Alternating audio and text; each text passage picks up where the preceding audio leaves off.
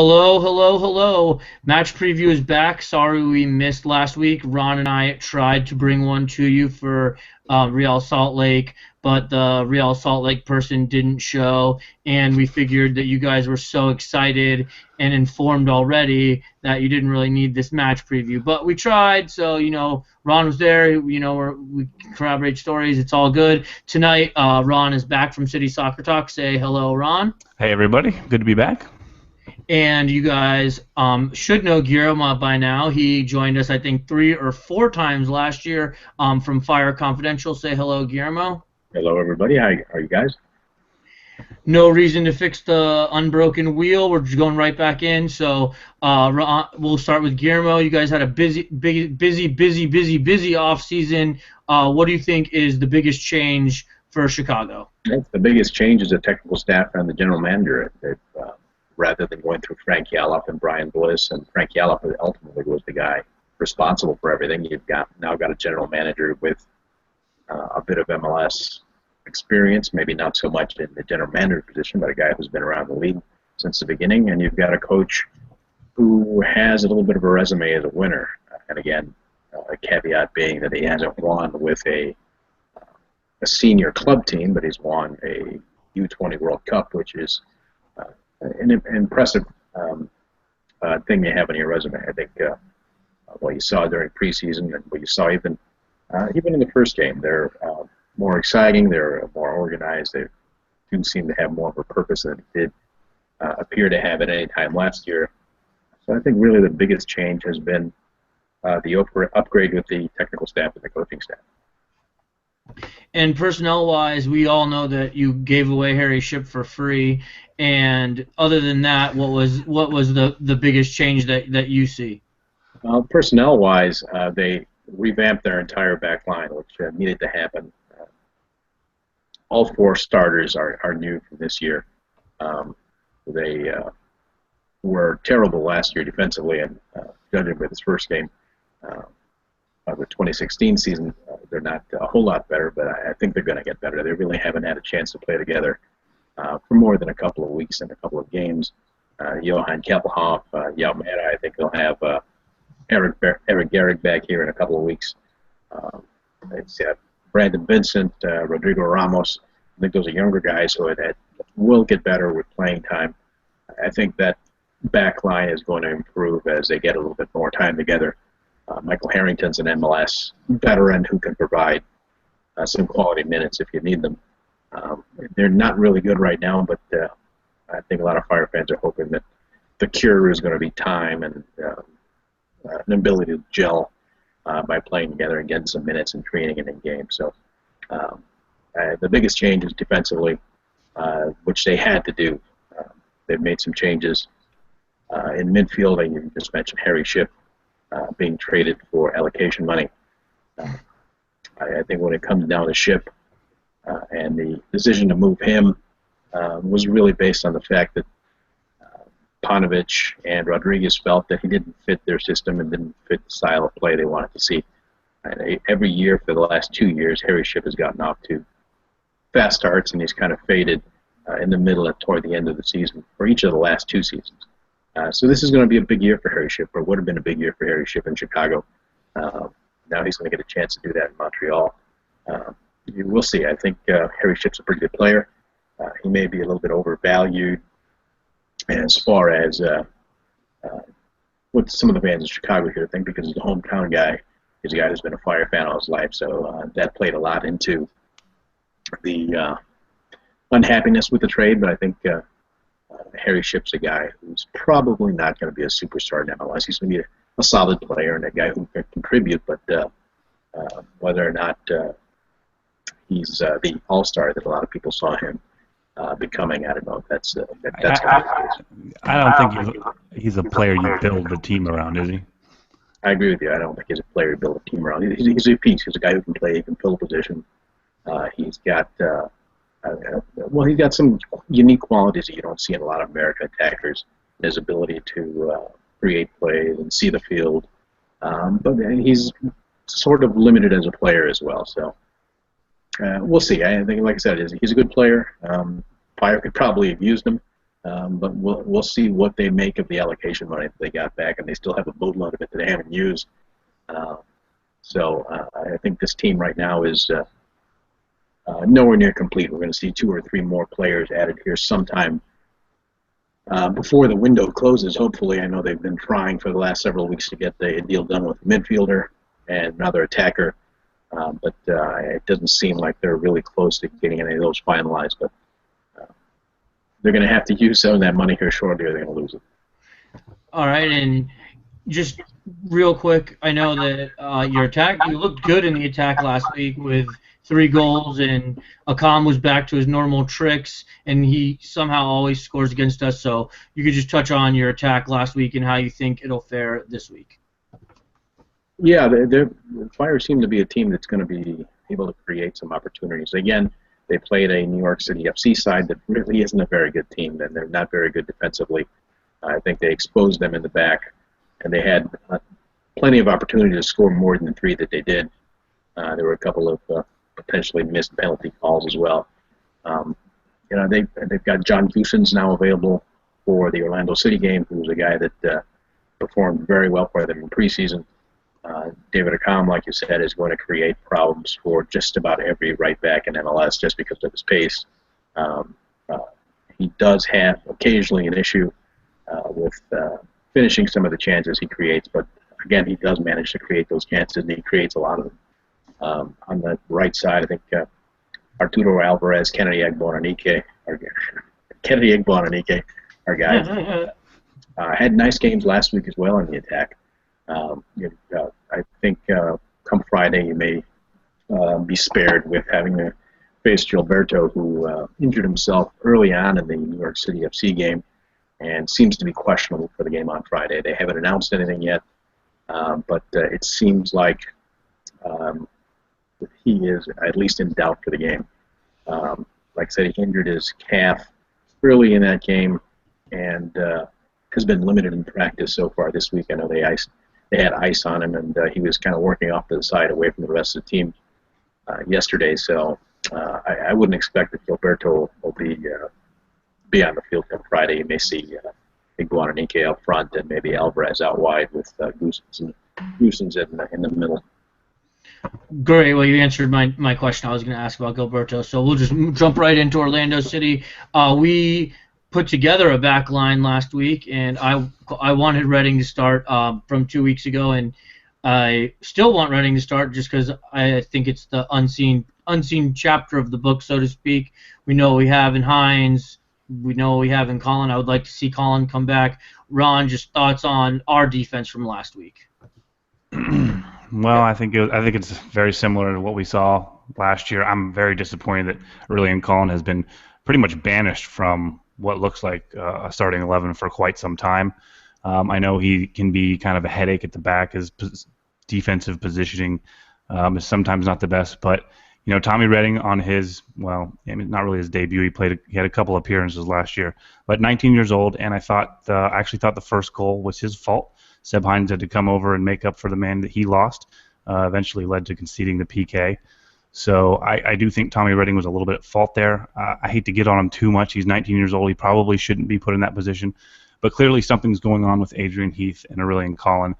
And I just, unless it's an emergency, I don't see Aurelian Colin getting back to starter's role because he's behind Mateus Redding and Hines at this point.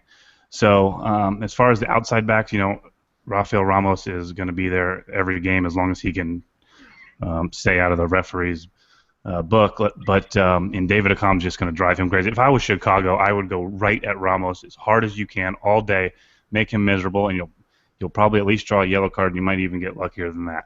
But and then the left back, it's so difficult. You got Luke Bowden, who's probably the better left back at this point. Shea has all the potential. Well, we've been talking about it for forever, but Shea can be pretty miserable defending at times, but I think we'll probably see him at left mid one last time before he shifts back to defense. So, the defense is makeshift right now, and I think that's scary because Chicago's got that counterattack that will probably punish us a few times. So, probably going to need a couple big saves from Bendik, and hopefully Ramos doesn't get thrown out of the game, and maybe we can hold him off. And Guillermo mentioned that their back line is probably more makeshift than ours. So attacking wise, you think we'll see Bowden on the left, Molino on the right, Laren up front. Do you think Nocerino will slot there into the middle? I don't know. Nocerino himself said he probably wasn't fit to start. Could he play 60 minutes? Possibly, I guess. I don't know. I think you're going to see a similar lineup to last week, where this week you'll probably just see Carrasco, Higuita, and Ribeiro, with Seren serving the red card suspension, and then Shea and Molino back up top with Laren. The only way I can see that difference is if you did put Nocerino in the lineup, then maybe you move Higuita back to the role Servando Carrasco had last week, which is an extremely deep lying midfielder.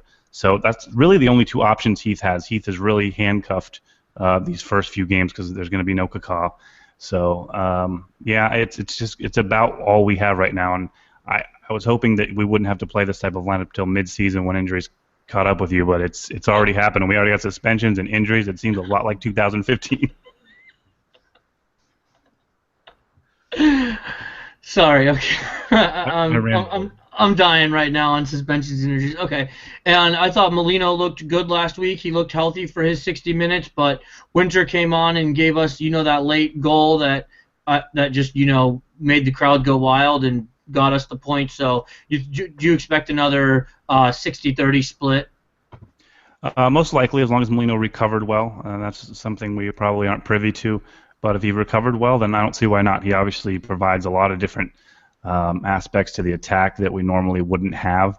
But the key thing is some natural progression until he finds his form. It's going to be a while. We're going to have to be patient with Kevin Molino until he finds his form again. But I think we'll see inconsistent performances from him. He'll be invisible some games, and then the next game he might be the player of the match. But yeah, I think the offense there, the attack is still in good hands. If we can cross the ball 20, 30 times against the Chicago defense, Laren's going to put in a few.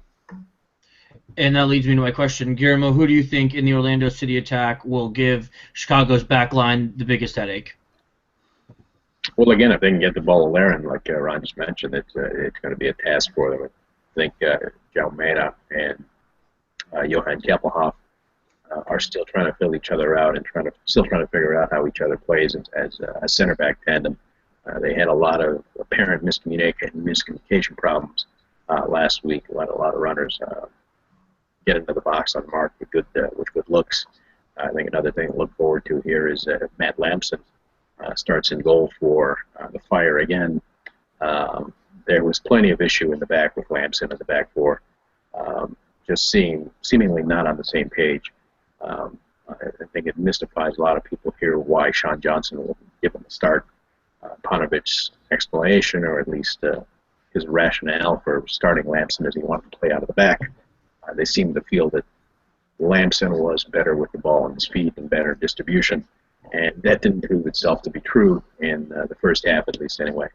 I think they may give Lampson another shot this week.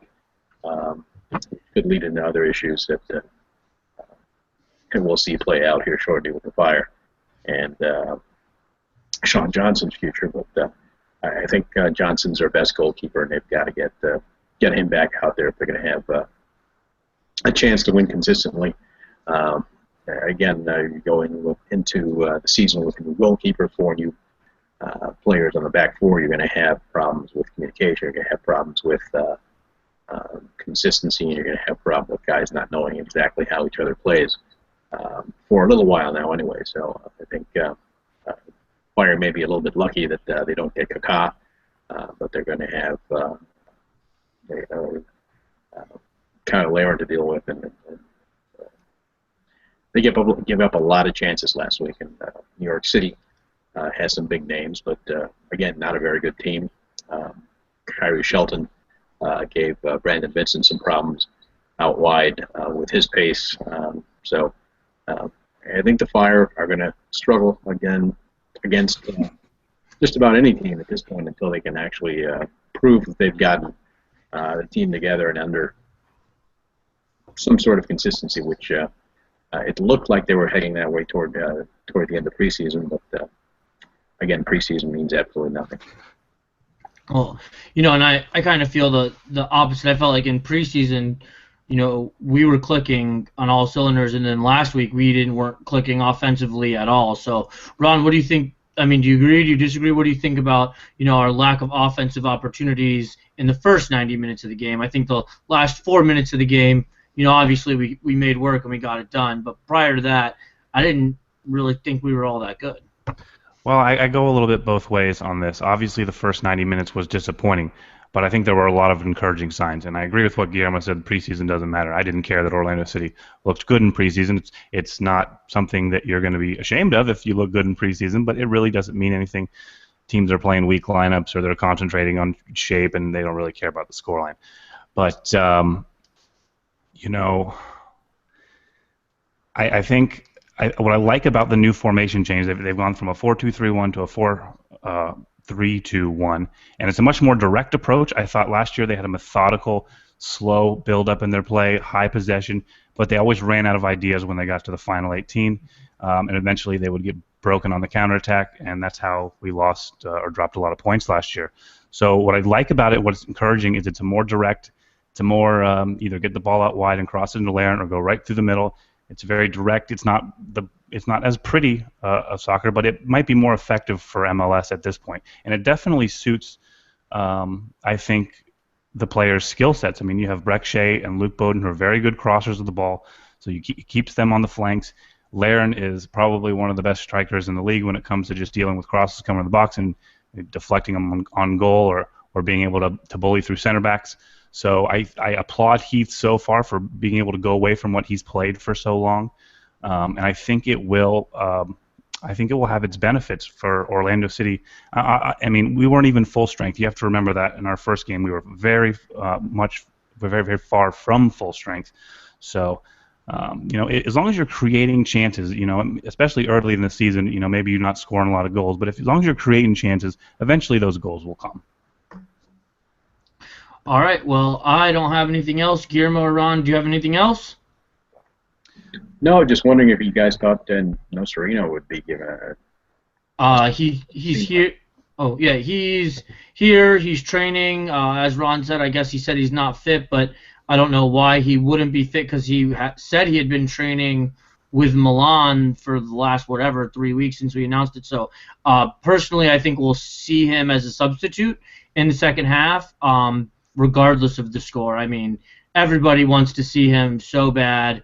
People were at the airport waiting for him just like they did Kaká. People were, taking pictures with him at the game. Like, everybody wants to see him, and I don't think that he would make his first appearance away next week at New York City, and I think we're too short-handed to not see him this week at home. Thoughts on Marciano, Ron? Yeah, I agree. I think Heath hinted that he could play, but I think it's up in the air. I mean, there's a difference between training on the side and actually match fit. So that's going to be the big deal. I do think we'll see him at some point that game. The team's Twitter account even hinted you're going to see him in purple this week. I think that means a little bit more than just sitting on the bench. So yeah, I don't know. We'll have to see. He's got some big shoes to fill, and I don't know that he's the type of. I mean. He's kind of an unknown, really. He hasn't played real good competitive soccer in quite some time. So 2 years. Yeah, so it's going to be, the only good thing about this match, I'm not too worried about Nocerino. I think we can beat Chicago without it. Like Guillermo said, I think their backline is a work in progress, even if he thinks they will be improved. So maybe maybe playing Chicago week 2 is a really good time to play them. They'll be coming off a short week. They'll be having to travel. Really, all signs point to Orlando City to hopefully get their first win of the season. But I think Chicago was a bogey team for Orlando City last year. I don't know that we match up well with Chicago. We seem to play good against the better teams, but Orlando City needs to pick up points against teams like Chicago, and if they want to make the playoffs, because that's ultimately where they fell short last year. So we'll see if they can fix their Chicago woes on Friday. And just one last question for you, Ron. If we see Nocerino, where do you think he slots in? Do you think he slots in as a defensive midfielder, or do you think he slots in on the left wing, which is where he says he wants to play? I think he slots in for Pedro Ribeiro, because Pedro Ribeiro is not a box-to-box midfielder. Pedro Ribeiro should not be playing in center mid role, really. So I think he plays there. I think if I don't really see him on the left wing, especially when we're healthy with Rivas. I don't think he offers the pace that we're going to need. But I think he'll be just more of that with that 3 central midfielders that are playing. He doesn't have to do quite as big a job as when you have one center mid or two center mids. So I think that's where you'll see him. And just to spin off your comment, he might offer finishing that Rivas doesn't offer. So just some food for thought there. All right, so we'll jump in to projections, score predictions. So Guillermo. Score predictions. I mentioned Orlando City had some offensive difficulty early on, up until stoppage time last week. I think both teams are going to create chances. I will say 3-2 Orlando. All right, Ron? I picked 2-1 Orlando City already. I think, listen, Chicago's going to give us a lot of problems. They always do. I mean, I'm dreadful. I'm scared. I shouldn't say this word, but anyways, I'm scared of David Agam on the left side. He's going to be a nightmare to deal with. So I think Chicago goes up first, and I think we're like, oh, here we go again with Chicago. But I think Orlando City has enough to come back, hopefully, and hopefully we see, the defense. Hopefully Chicago's defense just hasn't gelled yet. All right. Akam scored in all 3 games that we played Chicago last year, 2 MLS, 1 U.S. Open Cup. So I think Akam definitely gets on the board. I think we dodge a bullet not having to play Gilberto with injury if he's out. And I project 1-1 draw at home because, I don't think that we just don't have Chicago's number, and I don't think anything changes. So that's all I got. Thank you, Guillermo. Thank you, Ron. You guys just want to say a quick bye and a thank you? Guillermo? Thanks for having me on, guys. Thanks. Yep. Ron? Yep. Thanks, everybody. Thanks, Guillermo. You're always fair and honest with Chicago. I really appreciate that. So it can be difficult to do what you do. So anyways, thanks for coming on. It's been difficult for about 6 or 7 seasons. All right. Well, you can find Guillermo on Twitter at Fire Confidential. I think it's Fire CONF. No end of the word is your Twitter handle, right? That's it. All right. And all of you know Ron is City Soccer Talk. So, and me, OC Lions Fan TV. I'll be out there doing fan cam this week. Sorry I missed last week. Was out on a wedding. So seems like you guys are getting excuses from me about match preview, about fan TV. Sorry about that, but life happens. Peace out. See you guys.